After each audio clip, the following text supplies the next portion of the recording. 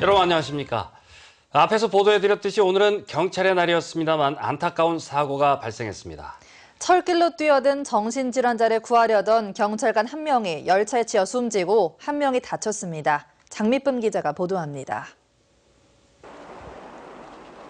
철길 한가운데 폴리스 라인이 쳐졌습니다. 경찰의 날인 오늘 낮 12시쯤 울산시 북구 신천동 철길에서 경주 내동파출소 경찰관 57살 이기태 경위가 철길로 뛰어든 15살 김모근을 구하려다 화물열차에 치여 함께 숨졌습니다. 옆에 있던 43살 김모 경사도 크게 다쳐 병원에서 치료를 받고 있습니다. 이기태 반장이 빠져나왔습니다. 몸만 이래까지 지금 뭐한다. 저게 합격다. 경찰은 정신질환을 앓고 있는 김군이 불국사역에서 난동을 부린다는 신고를 받고 출동한 이경위가 김군을 서울의 집으로 데려주려다 사고가 난 것으로 보고 있습니다. 숨진 이경위는 경주 출신으로 경주고를 졸업하고 지난 1982년 순경으로 경찰에 임관해 33년 동안 근무해왔습니다. 15년 넘게 지역에서 범죄 수사를 해오다 일선 파출소에서 근무하던 중 정년을 2년 앞두고 참변을 당했습니다. 성실하게 하셨고 한 번도 이런 큰 그런 거 없이 참 잘해 오신 그런 분인데 이런 일이 생겨가지고 너무 안타깝습니다. 경찰의 날에 일어난 동료의 안타까운 사고 소식에 일선 경찰들도 침통한 마음을 감추지 못하고 있습니다. MBC 뉴스 장미쁨입니다. 제70주년 경찰의 날을 맞아 오늘 포항문화예술회관에서 기념식이 열렸습니다. 포항 남북부 경찰서 소속 경찰관 등 290여 명이 참석한 오늘 행사에서는 70여 명이 표창과 감사장을 받았고 축하 공연도 이어졌습니다. 경북지방경찰청과 다른 일선 경찰서도 일제히 기념식을 갖고 민생 치안에 힘쓸 것을 다짐했습니다. 최근 포항시 북구에 대규모 아파트 단지가 잇따라 들어서면서 진입하는 큰 도로의 교통 혼잡이 심각한데요. 포항시가 대책을 내놓고 있기는 하지만 북구 지역에만 15,000가구의 아파트가 더 들어설 전망이어서 효과가 있을지는 의문입니다. 장성훈 기자가 취재했습니다. 퇴근길 포항 우연 사거리입니다. 대단위 아파트 단지가 모여있는 창포동과 장성동, 양덕동으로 가는 관문이어서 매일같이 차량이 몰려들어 길게 늘어서 있습니다. 정체 구간을 빠져나가는데 1, 20분은 더 걸리고 차량 행렬은 남구 대잠 사거리까지 이어져 대도시의 도심 정체를 방불케 합니다. 주로 요 시간대는 한 20분에서 30분, 적어도 한 30분 정도 잡아야 됩니다. 실제로 포항시의 교통량 예측에서도 우연 사거리에서 현대 아이파크와 성곡 인터체인지 구간은 교통량이 가장 많아 교통 혼잡이 심각할 것으로 전망됐습니다. 이에 대해 포항시는 신호 연동제를 강화하고 오는 2020년까지 우연 사거리를 우회해 창포와 용흥, 흥해를 연결하는 도로를 새롭게 개설할 계획입니다. 그다음에 내년도에 이제 장성동에서 영일만 대로까지 있는 부분에 대해 가지고 한 40을 투자해서 노선을 개량해서 교통 소통에 원활하게. 그러나 조만간 포항 북구에 짓거나 지을 예정인 아파트만도 15,000가구에 달해 보다 근본적인 대책이 필요하다는 지적입니다. 여기 권역에 들어가려고 하면 우연 사거리를 통과하지 않을 수가 없습니다. 이 우연 사거리는 장기적으로 고가교 형태의 설계가 필요하다고 생각이 됩니다. 포항시는 포항-울산 간 고속도로가 개통되면 영일만 대로의 교통량이 급증할 것으로 예상되는 만큼 북구 지역을 포함해 포항시 전체의 교통량 분산을 위해 다양한 대책을 마련 중이라고 밝혔습니다. MBC 뉴스 장성훈입니다. 포항시의회는 오늘 임시회를 열고 시정 질의를 했습니다. 불꽃축제 개최 시기 조정과 우현초등학교 조기 개교, 또 오천 군부대 사격장 이전 계획 등이 질의됐습니다. 보도에 김철승 기자입니다. 정수화 의원은 불빛축제가 비가 자주 내리는 한여름에 개최돼 준비에 어려움이 많다며 개최 시기 조정 의향을 물었습니다. 포항국제 불빛축제 개최 시기를 조정해야 된다고 보는데 부시장님의 견해는 어떠신지. 포항시는 영일대 해수욕장과 송도 해수욕장이 전국에 알려질 때까지 현재처럼 할 계획이라고 답했습니다. 명품 해수욕장이 제대로 조성될 때까지는 선택과 집중이 필요하다고 생각되며 차동찬 의원은 법정 다툼 중인 우현초등학교의 조기 개교 방안을 질의했습니다. 포항시에서도 소송 결과만을 지켜보지 마시고 적극적인 관심과 해결 의지를 가져주시고 우현초등학교 개교의 조속한 해법은 무엇인지 금년 9월에는 선원건설 대표이사와의 면담을 통하여 2017년도 개교에 적극 협조하겠다는 약속을 받았습니다.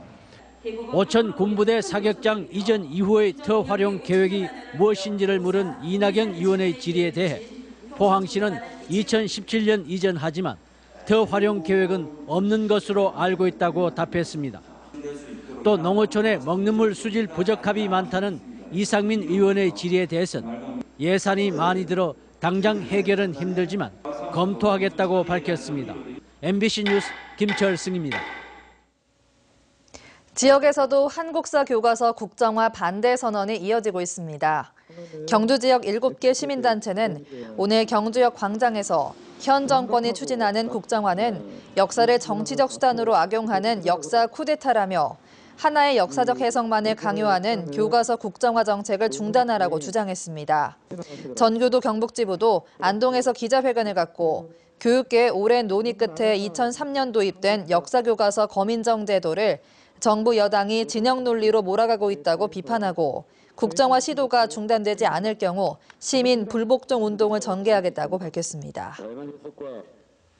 통산 9번째이자 한국 시리즈 5연속 우승에 도전하는 삼성 라이온즈가 최근 소속 선수들의 도박 파문으로 최대 위기에 빠졌습니다. 정규 시즌 정상을 차지하며 한국 시리즈에 직행한 삼성이 주축 선수들의 이탈을 어떤 식으로 이겨낼지 석원 기자가 전망합니다. 삼성은 해외 도박 의혹을 받고 있는 선수들을 한국 시리즈 엔트리에서 제외하기로 결정했습니다. 떨어진 구단의 이미지는 물론 팀 분위기 전체를 살리기 위해서도 어쩔 수 없는 고육지책. 연습에 집중하기가 어려웠습니다. 또한 저희 팀도 예년과는 달리 분위기가 많이 침체되어 있고 사기도 다소 어수선한 가운데 떨어져 있고 해서 이런 결정을 하게 되었습니다. 주축 투수들이 빠지게 된 만큼 경기 운영에 어려움이 예상되는 상황인데요. 단기전으로 펼쳐지는 한국 시리즈는 3선발로도 운영이 가능하기에 선발 투수진은 다소 여유가 있지만 약해진 불펜은 분명 아쉬움이 남는 대목. 그만큼 타자들의 활약이 관건입니다. 삼성은 올 시즌 리그 최정상인 3할대가 넘는 팀 타율과 팀 타점 2위, 팀 홈런 3위를 기록한 만큼 타자들이 경기 감각만 빠르게 회복한다면 한국 시리즈 5연패의 가능성은 여전히 남아 있습니다. 가장 중요한 건 흐트러진 선수단의 분위기. 주축 선수들의 전력 이탈로 기회를 잡게 될 젊은 선수들의 활약이 이어진다면 반전도 기대됩니다. 위기 속에 5년 연속 통합 우승에 도전하는 삼성의 한국 시리즈는 오는 월요일 이곳 대구시민운동장 야구장에서 펼쳐집니다. MBC 뉴스 석원입니다. 포스텍이 중앙일보의 2015 전국 대학 평가에서 공학과 자연과학 두 분야에서 모두 1위를 차지했습니다. 이번 평가에서 포스텍은 자연과학과 공학 계열의 논문 국제 피인용 지수와 국제 논문 수에서 1위에 올랐고 교수 1인당 논문 피인용 수는 영국 세계 대학 평가 기관 QS의 평가에서도 미국 하버드대나 MIT보다 우수한 수준으로 나타났습니다. 교육 여건 분야에서는 교수 확보율이나 등록금 대비 교육비 지급률 등이 다른 대학에 비해 높은 것으로 조사됐습니다. 포항시의 도로변 은행나무 열매는 먹어도 괜찮은 것으로 나타났습니다. 포항시는 지난 15일 도심 도로변 3곳에서 은행을 채취해 중금속 오염도를 조사한 결과 납과 카드뮴이 검출되지 않아 안전한 것으로 확인됐다고 밝혔습니다. 포항시는 그러나 은행에는 독성 물질이 있어 반드시 익혀 먹고 하루 성인 10알, 어린이는 2-3알 이내로 먹을 것을 당부했습니다. 대구지방환경청과 포스코는 다문화, 저소득가정 어린이들이 생활하는 포항 아이맘 어린이집을 친환경으로 바꾸고 현판식을 가졌습니다. 주요 환경 개선 내용은 밀폐된 주방의 환기구 설치와 오래된 보일러관 교체, 화장실 개선 등입니다. 대구지방환경청은 지난해에도 포스코가 포항 도움터 어린이집을 지원했다며 앞으로 취약계층 등을 대상으로 환경 개선 사업을 확대하기로 했습니다.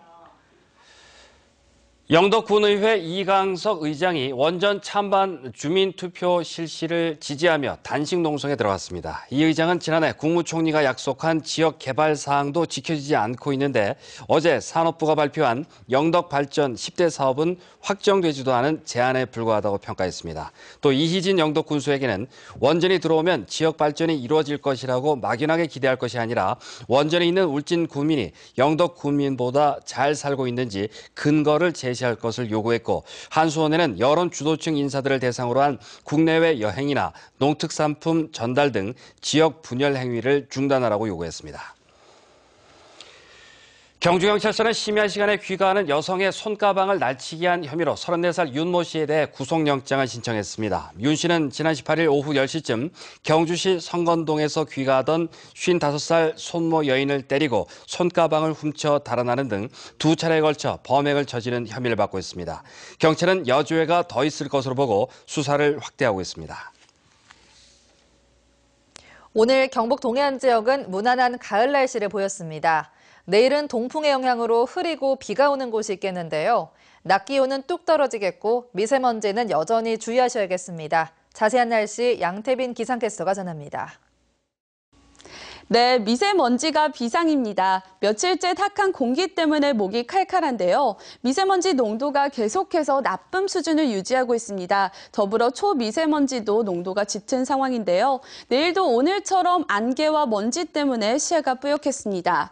이런 미세먼지와 초미세먼지는 폐 깊숙한 곳까지 침투를 해서 면역 기능을 저하시킵니다. 감기와 아토피, 호흡기 질환을 유발할 수도 있는데요. 때문에 오랜 실외 활동은 자제하시는 게 좋겠고요.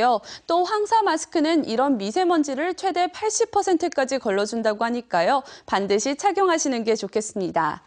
내일은 대체로 흐리고 선선하겠습니다. 동풍의 영향으로 낮에도 조금 쌀쌀하겠고요. 울진과 영덕에서는 비 소식도 있겠습니다. 자세한 지역 날씨 알아보겠습니다. 내일 경북 동해안 지역은 흐리고 비가 오는 곳이 있겠습니다. 아침 기온은 12도에서 17도로 오늘과 비슷하겠고 낮 기온은 오늘보다 4도에서 7도 정도 뚝 떨어지면서 20도 내외에 머물겠습니다. 울릉도와 독도는 구름이 다소 지나겠습니다. 바람도 불겠는데요. 낮 최고 기온은 울릉도 15도, 독도 17도가 되겠습니다. 동해상 구름 많이 지나는 가운데 곳곳에서는 비가 오겠습니다. 파도는 최대 3m로 일겠습니다. 당분간 탁한 공기를 주의하셔야겠고요. 금요일부터는 또다시 무난한 날씨가 이어지겠습니다. 날씨였습니다. 이상으로 포항 MBC 뉴스데스크를 마치겠습니다. 여러분 고맙습니다.